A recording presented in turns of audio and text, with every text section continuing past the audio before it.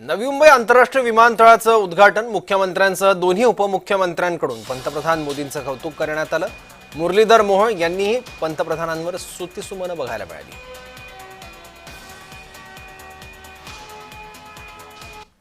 नवी मुंबई आंतरराष्ट्रीय विमानतळामुळे केवळ मुंबईच नाही तर महाराष्ट्रासह संपूर्ण देशाच्या आर्थिक विकासाला एक नवी दिशा मिळणार आहे।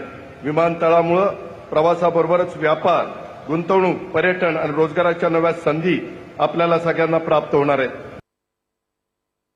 जेव्हा 2022ला आपलं सरकार महायुतीचं आलं त्यावेळेस हे स्थगिती सरकार आपण हटवून टाकलं, सगळे स्पीड ब्रेकर आपण उखडून टाकले आणि त्यामुळे गेल्या 3 वर्षांमध्ये या राज्याचा विकास डबल वेगाने होतोय।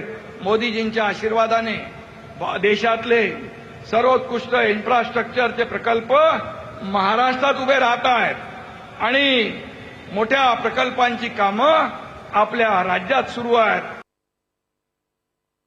माननीय मोदी जी नेहमी म्हणतात, जिस काम का भूमिपूजन हम करते हैं उसका लोकार्पण भी हम ही करेंगे आणि आजचा कार्यक्रम हा त्याचाच भाग आहे।